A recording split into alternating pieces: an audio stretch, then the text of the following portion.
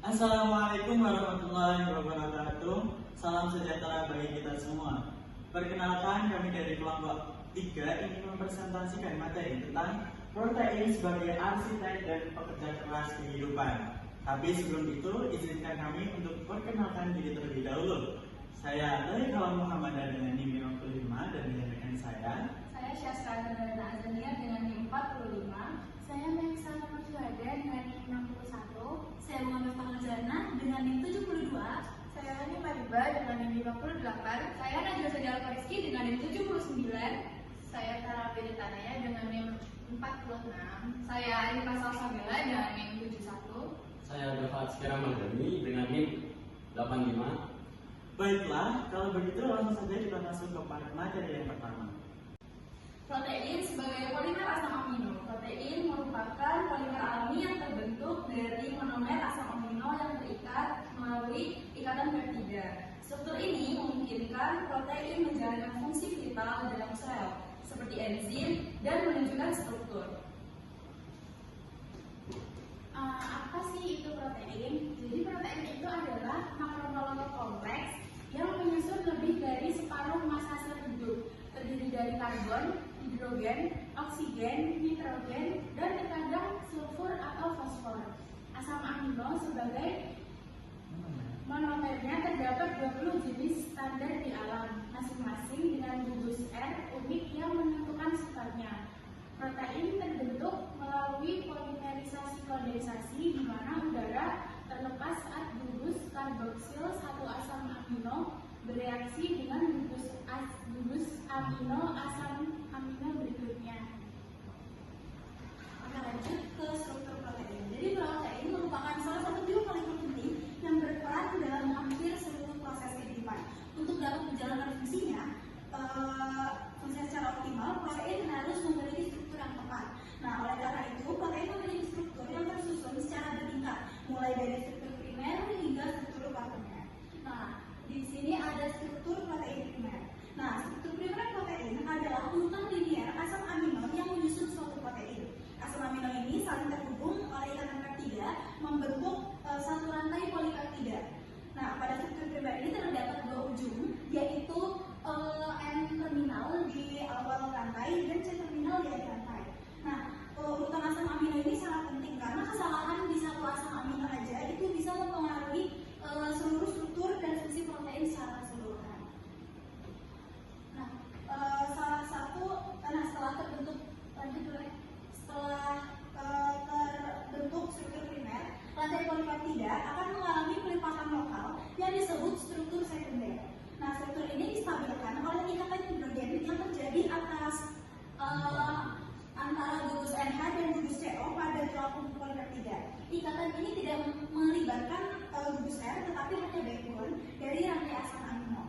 Nah, struktur sekunder ini memiliki dua bentuk utama, yaitu alpha helix dan beta sheet. Nah, alpha helix ini kalau berbentuk spiral dan banyak ditemukan pada protein struktural. Sedangkan beta sheet berbentuk lembaran berlipat yang tersusun sejajar atau berlawanan arah. Nah, kedua bentuk ini membantu menjaga kestabilan awal struktur protein. Jadi struktur primer dan struktur sekunder merupakan tahap awal pembentukan protein dalam sebelum akhirnya membentuk struktur yang lebih kompleks nantinya. Kemudian struktur tersial. Struktur tersial merupakan pelipatan tiga dimensi dari satu rantai polipeptida yang terjadi akibat interaksi antar gugus samping atau gugus R asam amino. Kemudian ikatannya itu di mana interaksi antar gugus samping itu menstabilkan asam amino melalui ikatan hidrogen, ikatan ionik, hidrofobik, dan disulfida. Kemudian prinsip struktur tersial ini, asam amino hidrofobik cenderung berada di bagian dalam protein, kemudian untuk asam amino hidrofilik berada di bagian luar atau di bagian permukaan protein. Kemudian struktur kuaterner yaitu susunan atau interaksi dari beberapa subunit polipeptida yang sudah terlipat. Kemudian dalam struktur kuaterner ini interaksinya mirip dengan struktur tersier, di mana itu ada ikatan hidrogen, ikatan ionik, hidrofobik, dan kadang juga ada disulfida. Namun dalam struktur kuaterner ini interaksi terjadi antar subunit protein untuk menyatukan subunit-subunit. Prinsipnya beberapa subunit polipeptida yang sudah terlipat bungkus N atau bungkus samping sehingga membentuk satu protein yang standar dan berfungsi. Selanjutnya ada beberapa protein penting dalam biologi. Yang pertama itu ada enzim atau biasanya disebut sebagai biokatalisator. Enzim adalah protein yang fungsinya itu untuk mempercepat reaksi kimia. Cara kerjanya enzim itu dijelaskan oleh teori log NI, di mana enzim itu memiliki situs aktif seperti gembok dan substrat itu seperti kunci. Jika substrat yang tepat masuk ke dalam situs aktif, enzim itu akan mengubah si substrat menjadi produk, dan produk itu akhirnya akan dilepaskan dari enzim dan enzim akan berfungsi kembali. Selanjutnya ada hemoglobin atau sel darah merah. Hemoglobin adalah protein yang perannya itu untuk mengangkut oksigen dari paru-paru ke seluruh jaringan tubuh. Hemoglobin ini tersusun atas 4 subunit protein yang masing-masing memiliki gugus Heme yang dapat mengikat oksigen. Jadi, protein yang penting lainnya di dalam biologi itu ada antibodi. Nah, protein ini berfungsi sebagai antibodi dengan cara mengenali dan mengikat antigen seperti bakteri atau virus yang masuk ke dalam tubuh, sehingga membantu sistem imun untuk menetralkan, menghancurkan patogen tersebut. Nah, selanjutnya ada fibrinogen. Fibrinogen ini juga berperan penting dalam proses pembekuan darah, yaitu dengan diubahnya menjadi fibrin atau membentuk benang-benang untuk menutupi luka dan mencegah pembekuan darah atau mencegah pendarahan berlebihan. Baik, selanjutnya ada fungsi umum protein dalam sistem kimiawi tubuh.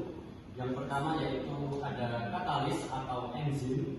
Secara kimia, enzim adalah katalisator organik yang bekerja dengan cara menurunkan energi aktivitas yang diperlukan untuk reaksi terjadi, sehingga suatu reaksi biokimia dapat berlangsung jutaan kali lebih cepat pada suhu tubuh normal. Contohnya yaitu pada enzim amilase yang berada di mulut, fungsinya untuk memecah nasi menjadi gula. Oleh karena itu, saat kita mengunyah nasi lebih lama, rasanya akan terasa lebih manis.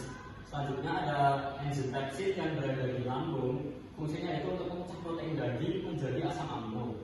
Kemudian selanjutnya ada struktur dan mekanik. Protein seperti kolagen dan keratin memberikan kekuatan karena memiliki susunan pantai polipeptida yang sangat rapat dan kuat secara mekanis. Di mana kolagen berada? Yang pertama ada di kulit, fungsinya untuk membuat kulit kencang dan elastis.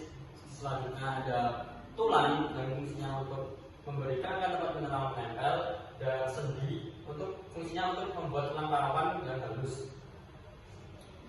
Nah, mengapa kolagen penting? Tanpa kolagen, tulang akan menjadi rapuh, kulit akan menjadi kendur, dan sendi akan terasa sakit. Yang ketiga ada transportasi atau pengikatan kimia. Transport berfungsi untuk membawa dan mengangkut molekul penting melintasi membran sel atau melalui aliran darah. Contohnya itu ada pada hemoglobin. Hemoglobin mengikat O2 di paru-paru dan membawanya ke seluruh jaringan tubuh sebagai bahan bakar utama setiap proses metabolik. Lalu ada sinyal dan regulasi. Hormon protein seperti insulin bertindak sebagai pembawa pesan kimiawi yang berikatan dengan reseptor sel secara spesifik atau mirip dengan prinsip kunci dan gembok. Nah, sekian presentasi dari kami. Mohon maaf jika ada kesalahan yang banyak. Udah, jangan lupa mengerjakan kuis dari kita ya. Assalamualaikum warahmatullahi wabarakatuh. Dadah.